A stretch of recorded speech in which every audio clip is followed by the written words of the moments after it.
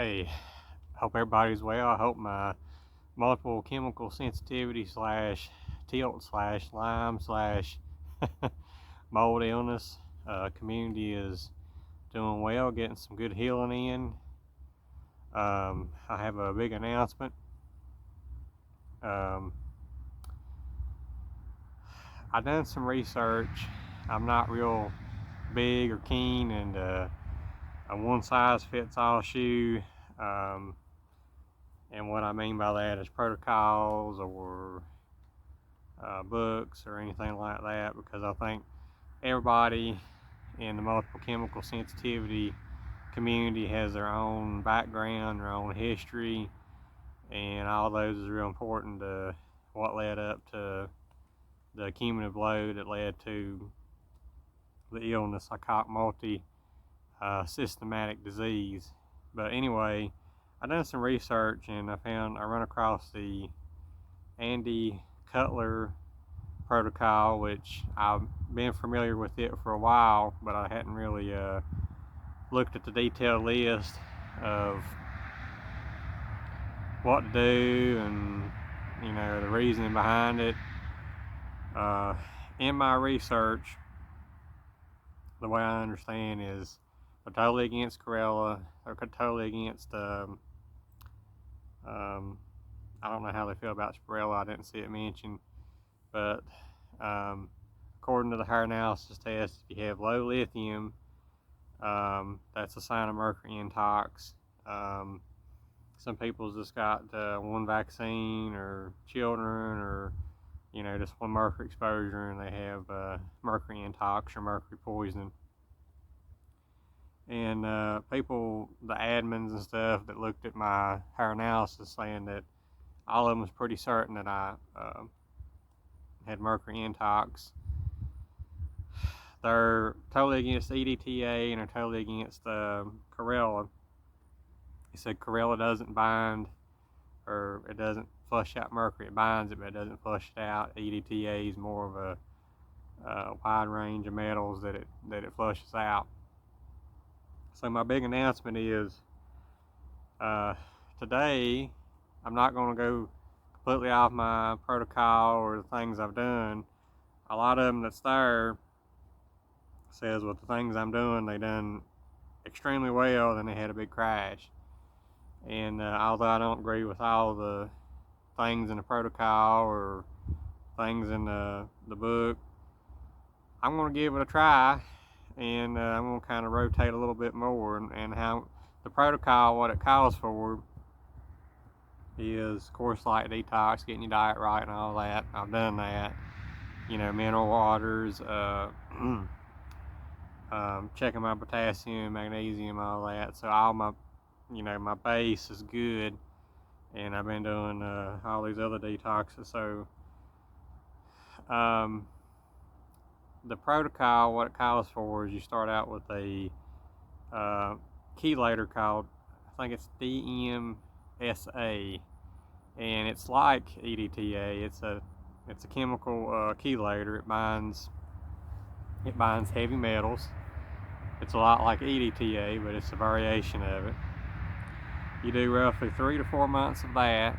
You can do oral, you can do IV. IV is a whole lot more aggressive.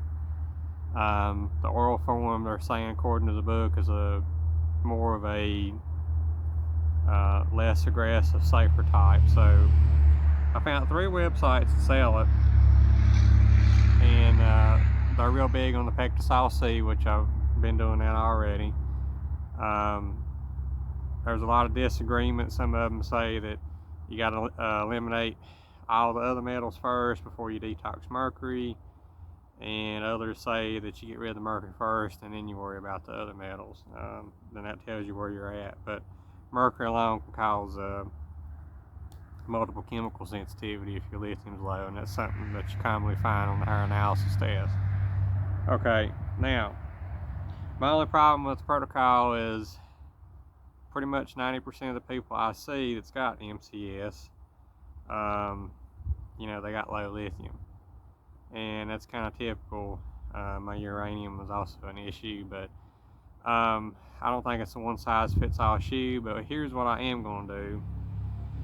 the protocol calls for the first 3 or 4 months DMSA, and then after that you switch to a chelator that's called, I believe it's ALA or AMA. I get it backwards. I've had terrible brain fog here lately, but you do 3 or 4 months of that orally, and then you just see how you feel, how your tolerances is, how your chemical sensitivity is. If it's still bad, you continue the chelators. If it's good, you discontinue that, and then you just kind of do light maintenance, sauna, red light, Pectosol.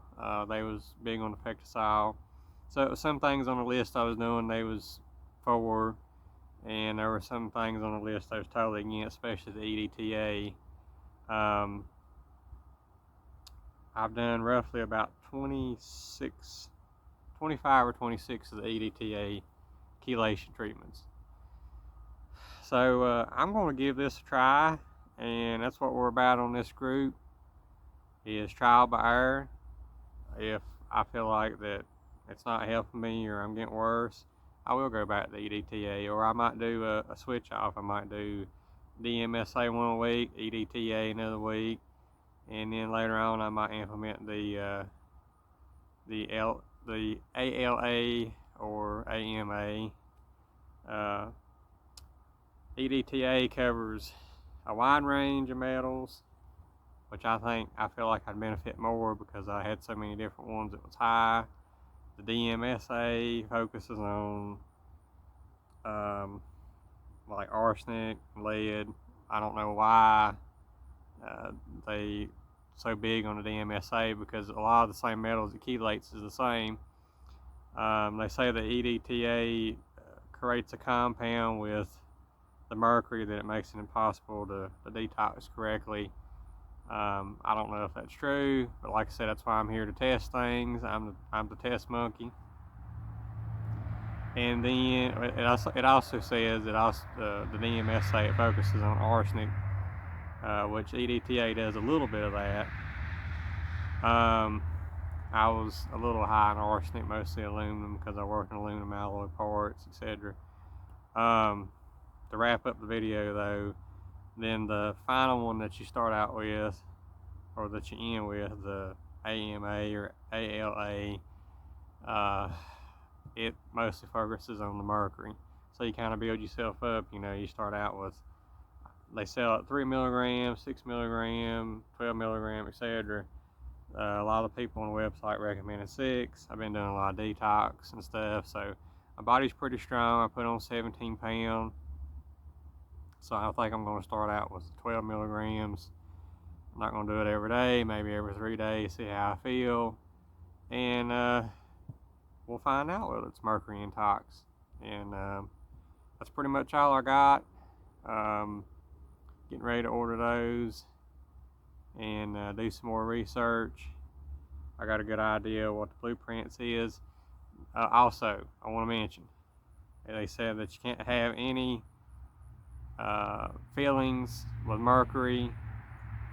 I don't have any silver fillings, so they confused me about this. They done away with silver fillings years ago, and the only thing I have is the white fillings.